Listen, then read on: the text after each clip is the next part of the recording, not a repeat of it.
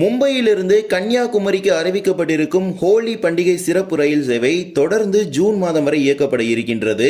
ஆமாம், அதற்கான ஒரு திட்டம் சென்ட்ரல் ரயில்வே சார்பாக பரிந்துரை செய்யப்பட்டுள்ளது. இதே போலவே கோயம்புத்தூரிலிருந்து ராஜ்கோட்டிற்கும் ராமேஸ்வரத்துக்கும் செல்லக்கூடிய வாராந்திர ரயில்களுக்கு நவீன LHP பெட்டிகள் வழங்கப்பட இருக்கின்றது. மேலும் நாளைய தினம் சென்னை கடற்கரை சென்னை எழும்பூர் இடையே புதிதாக அமைக்கப்பட்டுள்ள 4வது ரயில் பாதையில் அதிவேக சோதனை ஓட்டம் ரயில்வே பாதுகாப்பு ஆணையர் தலைமையில் நடைபெற உள்ளது.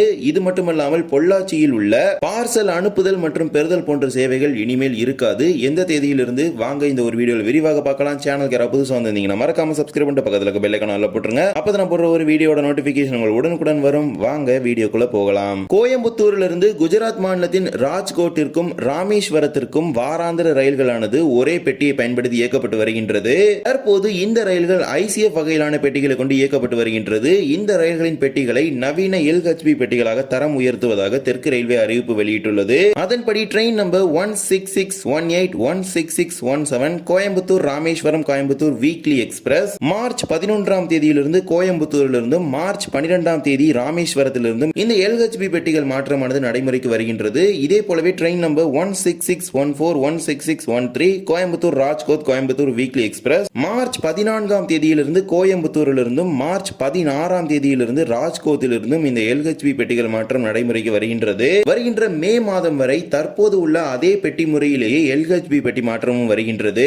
ஒரு AC 2 tier, 7 AC 3 tier, 9 sleeper, 3 unreserved, 2 SLR EOG சேர்த்து மொத்தமாக 22 LHP பெட்டிகளுடன் மே மாதம் வரை இயக்கப்படும். வருகின்ற மே 13ஆம் தேதியிலிருந்து ஒரு ஸ்லீப்பர் பெட்டி நீக்கப்பட்டு அதற்கு பதிலாக கூடுதலாக ஒரு அன்ரிசர்வ் பெட்டி இணைக்கப்பட இருக்கின்றது. ஏனென்றால் அனைத்து விரைவு ரயில்களிலும் 4 முன்பதிவில்லாத பெட்டிகள் கட்டாயம் இருக்க வேண்டும் என்பது இந்திய ரயில்வேயின் ஒரு புதிய உத்தரவு.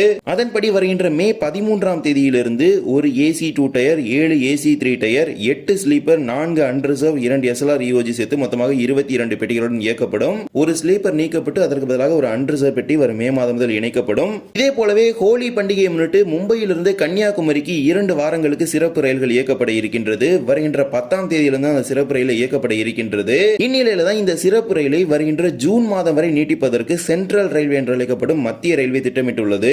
Train number 01005 01006 Mumbai Chhatrapati Shivaji Maharaj terminus Kanniyakumari special biweekly. தற்போது ஹோலி பண்டிகை முன்னிட்டு இயக்கப்பட இருக்கும் சேவைகளானது வாராந்திர சேவை, அதாவது வாரத்தில் ஒரு நாள் மட்டுமே இயக்கப்படும் சேவை. இவங்க நீட்டிப்பதற்கு திட்டமிடப்பட்டிருக்கும் சேவையானது வாரம் இருமுறை, அதாவது பை வீக்லி எக்ஸ்பிரஸ் ரன் பண்ண பிளான் பண்ணியிருக்கிறாங்க சென்ட்ரல் ரயில்வே. அதன்படி மும்பை சத்ரபதி சிவாஜி மகாராஜ் டெர்மினஸ் ரயில் நிலையத்திலிருந்து ஏப்ரல் 2ஆம் தேதியிலிருந்து ஜூன் 30ஆம் தேதி வரை திங்கள் மற்றும் புதன்கிழமைகள்ல இரவு 12:20 மணிக்கு புறப்படும் சிறப்பு ரயில் கன்னியாகுமரிக்கு மறுநாள் செவ்வாய் மற்றும் வியாழன் மதியம் 12:15 மணிக்கு வந்து சேரும். மறுமார்க்கத்தில் கன்னியாகுமரியிலிருந்து ஏப்ரல் 3ஆம் தேதியிலிருந்து ஜூலை 1ஆம் தேதி வரை செவ்வாய் மற்றும் வியாழன் கிழமைகளில் இயக்க திட்டமிட்டிருக்கிறாங்க. இந்த 2 நாட்களும் மதியம் 2:15 மணிக்கு கன்னியாகுமரியில் புறப்படக்கூடிய சிறப்பு ரயில் வியாழன் மற்றும் சனிக்கிழமைகளில் அதிகாலை 4:15 மணிக்கு CSMTக்கு சென்று சேரும். இந்த வகையில தான் இந்த ஒரு சிறப்பு ரயில மொத்தமாக 26 ட்ரிப்ஸ், அதாவது 26 சேவைகளுக்கு இயக்க திட்டமிட்டிருக்கிறாங்க. மும்பை CSMTயிலிருந்து புனே, சோலாப்பூர், குண்டகல், கடப்பா, ரேணிகுண்டா, காட்பாடி, திருவண்ணாமலை, விழுப்புரம், திருச்சிராப்பள்ளி, திண்டுக்கல், மதுரை, விருதுநகர், திருநெல்வேலி, நாகர்கோவில் வழியாக இந்த ரயில் கன்னியாகுமரிக்கு இயக்கப்படும். இந்த பரிந்துரைக்கான ஒப்புதல் வழங்கப்பட்ட பிறகு இதற்கான அறிவிப்புகள் வெளியிடப்பட்டு இந்த சிறப்பு ரயிலுக்கான முன்பதிவு நடைபெறும். மும்பை CSMT கன்னியாகுமரி சிறப்பு ரயில் ஜூன் இறுதி வரை இயக்கப்பட இருக்கின்றது. இதே போலவே சென்னை கடற்கரை முதல் சென்னை எழும்பூர் வரை புதிதாக அமைக்கப்பட்டுள்ள 4வது ரயில் பாதை நாளைய தினம் கமிஷனர் ஆஃப் ரயில்வே சேஃப்டி, அதாவது CRS தலைமையில் நாளைய தினம் இறுதிக்கட்ட ஆய்வு நடைபெற இருக்கின்றது. Commissioner of railway safety south circle AM Chowdhury தலைமையில் இந்த ஒரு ஆய்வானது நாளைய தினம் மார்ச் 9 ஞாயிற்றுக்கிழமை மதியம் 1 மணிக்கு துவங்கி மாலை 6 மணி வரை நடைபெற இருக்கின்றது. இதனால் நாளைய தினம் சென்னை புறநகர் ரயில் சேவைகளில் பல்வேறு மாற்றங்களை செஞ்சிருக்கிறாங்க. குறிப்பாக சென்னை சென்ட்ரல் போன்ற பல்வேறு பகுதிகளிலிருந்து இயக்கப்படும் ரயில்களை தாம்பரத்திற்கு கொண்டு வருவதற்கு இந்த ஒரு வழித்தடம் தான் சிக்கலாக இருந்து வந்தது. இந்த ஒரு 4வது ரயில் பாதை அமைக்கும் பணிகள் முடிந்த பிறகு ரயில்களானது அப் அண்ட் டவுன் லைன்ல ஈஸியா போயிடும். தற்போது அனைத்து பணிகளும் முடிவடைந்த நிலையில் CRS இன்ஸ்பெக்ஷன் நாளை தினம் நடத்த இருக்கிறாங்க. இதே போலவே வருகின்ற மார்ச் 10ஆம் தேதியிலிருந்து பாலக்காடு ரயில்வே கோட்டத்திற்கு உட்பட்டுள்ள 3 ரயில் நிலையங்களில் பார்சல் சர்வீஸ் வந்து ஸ்டாப் பண்ண போறாங்க. தெற்கு ரயில்வே பாலக்காடு ரயில்வே கோட்டத்தின் கீழ் பொள்ளாச்சி, நீலம்பூர் ரோட், பையனூர் ஆகிய 3 ரயில் நிலையங்களில் உள்ள பார்சல் சேவைகளானது வருகின்ற மார்ச் 10ஆம் தேதியிலிருந்து நிறுத்தப்படுகின்றது.